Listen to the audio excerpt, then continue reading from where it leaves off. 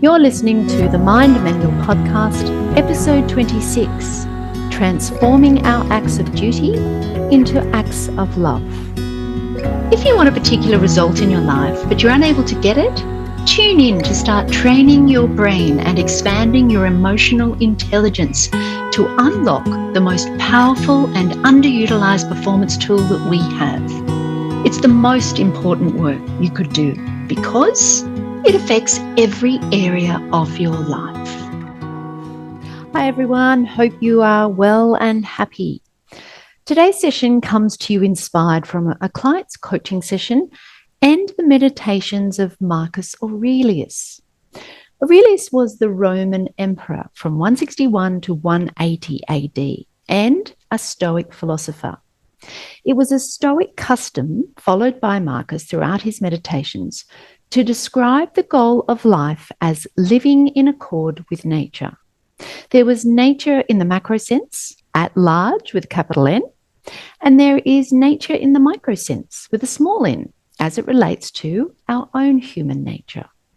He contended they lead to the same place, since universal nature is rational and ordered, and since the core of human nature is also rational and ordered. It then follows that living in accord with human nature is at the same time living in accord with nature at large. When you observe, understand, and live by this proposition, then nature and nature, the macro and the micro, the little n and the big N, will dictate the appropriate stepping stones to virtue and happiness. What makes an act virtuous is just whether it is in accord with nature. The interpretation he makes in defining what that nature is in relation to mankind, according to Stoicism, is that we have an innate tendency for self-preservation, but also in preserving and looking out for others. At its most basic and instinctual, we have the example of a mother and the way she takes care of her offspring. We are also social creatures and we are all kin. So it's going to be natural and beneficial for us to do good to others like us and to serve one another. So Marcus repeatedly stresses other virtues such as kindness, leniency, and benevolence. It therefore follows that all the virtues arise out of a natural human tendency, which means we are inherently good, which is great to know. So why are there so many bad people in the world? He believes that they never grow out of the infantile trap of seeking pleasure and avoiding pain. I guess our beginnings of life are going to be guided initially by our default instinctual drivers, which come from our primitive or primal brain that is primarily concerned with survival.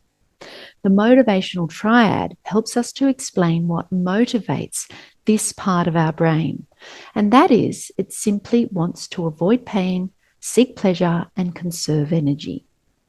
When we don't grow beyond these primal instincts and we don't override it with our higher thinking brain, which is the prefrontal cortex, then we become a slave to these instinctual desires and urges.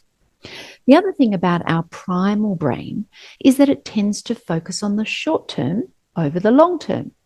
This survival function will predominantly be preoccupied with the near and present danger. Given that it doesn't have access to the higher reasoning and logic ability, it will bypass the long-term forecasting and predictive analysis that are needed to prioritize activities of the long term over the short term for the good of ourselves and others. When you operate from this level, it's still in accordance with human nature in terms of self-preservation, but it's the time scale that's out of whack. It's prioritizing survival of today in this moment over survival a bit further down the track. So although it's a natural human tendency to want what is good for ourselves, most people mistakenly think that what is good for themselves is pleasure, which ultimately leads them to non-virtuous behavior. So they ultimately assent to the wrong proposition.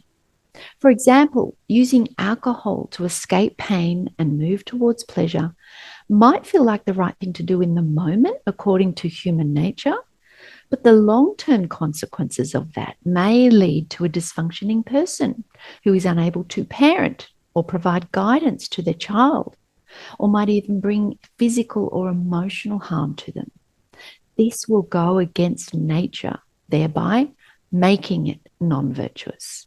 The challenge then is to be aware to the workings and motivations of the primal brain and to be consciously overriding them with our higher rational thinking brain and choosing long-term benefits over moments of short-term pleasure hits.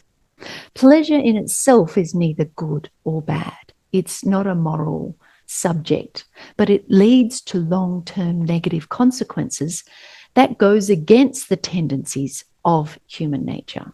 And then I suppose in that sense, it can be defined as non-virtuous. So the pleasure of a sweet treat is neither good or bad in itself. Food is not a moral issue, but if it becomes a regular routine ritual leading to diabetes over the long term, then it becomes non-virtuous. So time and repetition are going to be important factors that can change something from being indifferent as neither good or bad to it being non-virtuous that isn't in alignment with nature, and therefore diverting us from the path of happiness. The work then becomes the conscious training of the higher thinking brain to override the instinctual survival brain. Amazingly, none of us are really exposed to this type of training during our lifetime, certainly not in a formal sense. We may stumble across a book, but by the time we're desperately needing it in our lives, we then have to go and unlearn a whole lifetime of thinking and feeling patterns that have become deeply embedded into our brain and cellular memory. It becomes a disorientating process when you learn that the world is actually not the way you perceived it to be all this time. And that's if you can see through to the illusion in the first instance. Seeing it as one thing, then there's the ability to apply it and deconstruct every pattern, belief, and memory that you have ever believed to be true. That's a process in unraveling all of it, piece by piece. This is where coaching comes in. For those who've never experienced what it's like to do some mind coaching, it's where we take all of these constructs of the mind, such as our thoughts and beliefs, and we rigorously examine them. We identify the well-established patterns that keep you locked into your way of being, and we ever so gently go about disproving them and appealing to the higher brain to logically and rationally declare them as being untrue and redundant. All of this wisdom will come from you. When we present the right questions, your brain will go and search for the right answer that feels true for you. There is no advice or opinion or judgment. It is an intellectual realization or epiphany that is revealed by your own mind, and it will blow your mind, so to speak.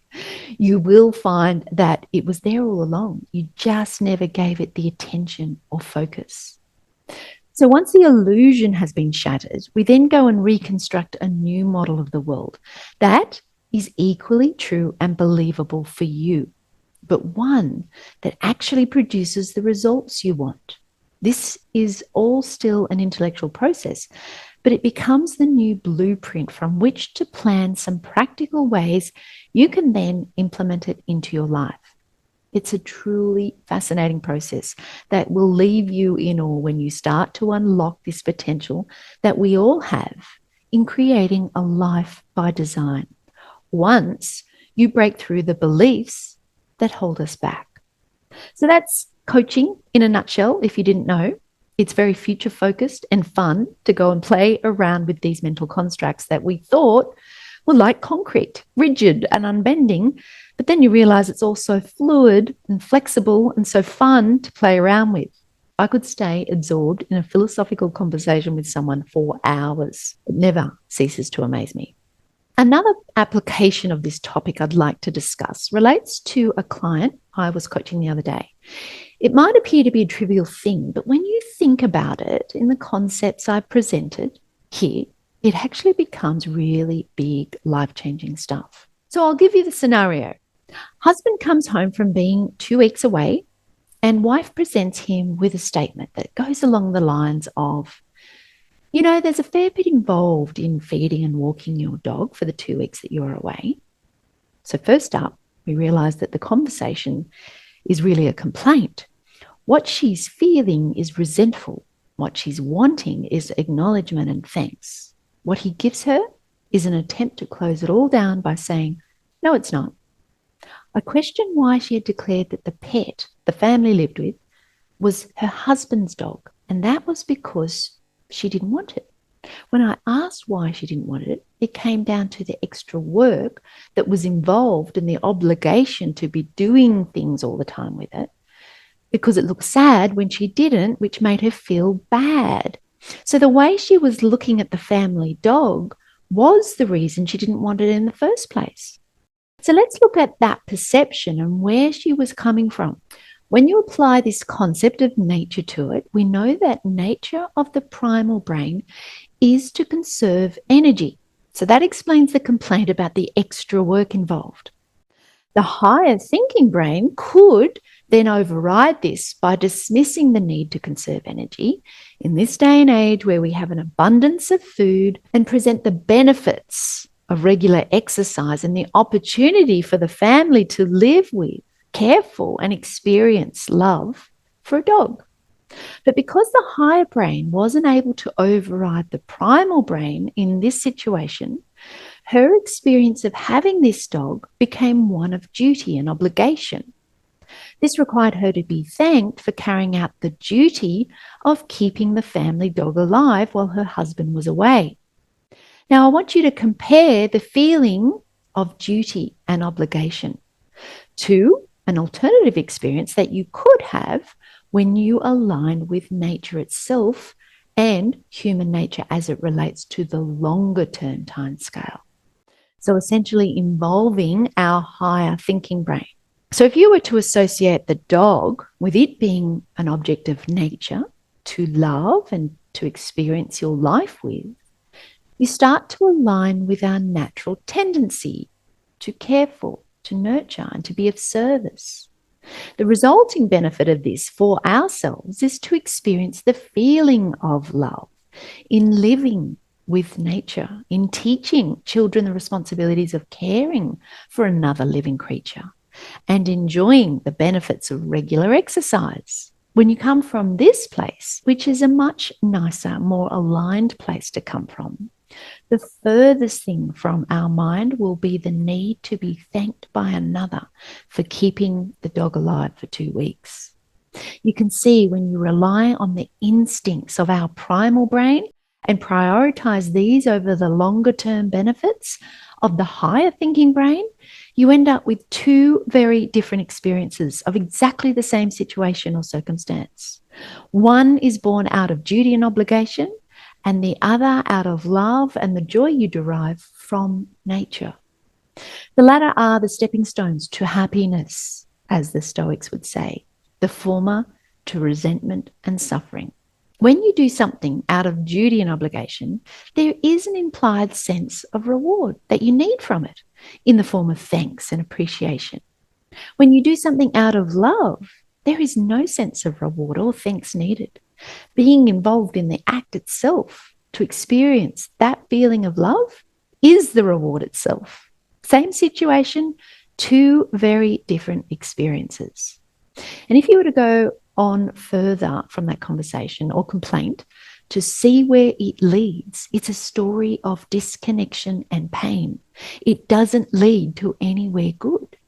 Now, we could come up with 100 other ways this shows up in our lives when we allow our primal brain to rule the day. Let's take a look at the obesity epidemic, for example. This will predominantly be a cycle of moving away from pain, usually the emotional pain and discomfort of negative feelings, and towards the pleasure hit that we get from food. Food is a fast, convenient, and easy way to delight ourselves with a treat of some kind. But it never lasts for long, and it never solves the underlying pain that we're trying to avoid and distract ourselves from. So the cycle stays in perpetual motion as the pounds pile on. It's the same for anything that follows the same cycle where we seek a reward in exchange for the pain, which inevitably leads to addiction, whether that's trading boredom for the reward of approval through social media or overworking to achieve more in that area of your life so that you can avoid a difficult situation at home. The same can be said for over drinking, over shopping, gambling, drugs, basically anything that can give you a temporary hit of pleasure to distract ourselves from the feeling of pain of a negative emotion. The other primal tendency is to conserve energy and activate the fear response whenever it perceives our survival is put into question. So if you're wondering why you have the tendency to procrastinate or couch surf instead of doing the thing that you know you should get done, you know you've handed the reins over to your primal brain that will convince you that it's a much better idea to sit on the fence or sofa instead of getting on with your life. It will usually go and exaggerate the amount of effort involved or shrink away from making any decision that might take you out of your comfort corner so that you can stay safe in your cave. Anytime you find yourself in fear about something, it will most likely be your primal brain trying to convince you that you're going to die. This often happens on a subconscious level without our awareness, but we nevertheless still feel the panic and the fear that is associated with those thoughts. You have a think about it. Whenever you feel pangs of hunger, if you don't give into them, we carry on as if we're going to die if we don't get food into us right now. Or whenever we have to stand up in front of the pack and face them to speak publicly, we have this overwhelming fear that sweeps over us as if we're going to die again. For a lot of people, they would rather die, including me. When you find yourself acting out in anger, check to see if your primal brain has sent you in to either protect or defend the identity and survival of your ego. So many of our behaviors that result in a negative outcome will be driven from this base primal function that ultimately doesn't serve us so well anymore. It does if we're about to walk out onto a busy road in front of a car, but for the most part, it's bringing us undone and sabotaging the show when we leave it to its own devices. We need to start activating and overriding the situation with our higher thinking brain and using this big nature versus little nature framework to assess the proposition before us, whatever that is, and let that be our guide to the path to happiness. This will involve calling out all of the protests and pleas that the primal brain will offer you. And watch out. They're sneaky and convincing and will have you bluffed in no time at all. It will sound as if you're just pointing out the facts. But if you stop to really listen to them, you will find them really quite farcical whenever you go to challenge them with your higher brain. They will start to sound like the ravings of a crazy person if you listen on as a quiet, objective observer. The thing is, we never question them or give any time to really see through to the lies that this internal voice of our primal brain is telling us. So after you've laughed a bit and called it all out, the next step is to find all the ways the longer term path will lead to a happier, more fulfilling life. In prioritizing the long term over the instantaneous pleasure hit in feeling and processing the pain of your emotions instead of resisting, avoiding, and distracting yourself, or in doing the thing instead of conserving energy. We know how to apply all of this when it comes to some things. For example, taking a shot of heroin. It's completely off the table for me because I know where it leads, and it's definitely not the path to happiness. I hear it's an unreal high when you're on it, but nothing could convince me to go down that path because I really don't want to go where it will take me. Many other things, though, won't seem so blaringly obvious as that because many of them have become socially acceptable. For example, we don't go and ask our friend, why are they overeating so much or constantly on their phone scrolling through social media? But the long-term consequences of those will also rob us. They'll rob us of our physical health, or they'll steal our dreams away because we've devoted all this time on the socials instead of working on our dreams. But how many seconds does our higher brain spend on showing all of this to our lower brain? If we were to use the nature model in this decision-making process, it would clearly show up as a red flag in it not being in our best interests or in alignment with what we really want for our lives down the track. Here's a question I want to leave with you to ponder. How would your life be different if you prioritized your higher brain and honored your commitments, followed your dreams, and honored your plans? If the long-term benefit of a particular action leads to a higher serving outcome, as opposed to the instant gratification that we usually prioritize, then our higher brain needs to go in and trump our primal brain with logic and reason. But also it needs to deactivate the fear response of the primal brain. Think of your primitive brain as a tantruming toddler wielding a knife. It will try and trick you with all the reasons, justifications, and excuses for needing to get its own way. It will produce a performance that will seemingly come down to a life or death decision, just like the toddler who's been told no at the lolly stall. Our adult higher brain needs to go in and supervise it at all times. So this is the work, my friends. Initially, it will be difficult to see the wood for the trees, but that's where the coaching can help you to empty all your thoughts and beliefs out so that we can really see them for what they are. It's not scary. You can actually have a lot of fun with it. So I hope that's helped you to see what might be lurking beneath the surface of all those seemingly innocent thoughts. If you're up for a bit of fun, I'd love to see you over in Mind Scholars where we can play around with it all. You can have a look at what we do there by going to themindmanual.com/join. Have a beautiful week, everyone, and talk to you soon.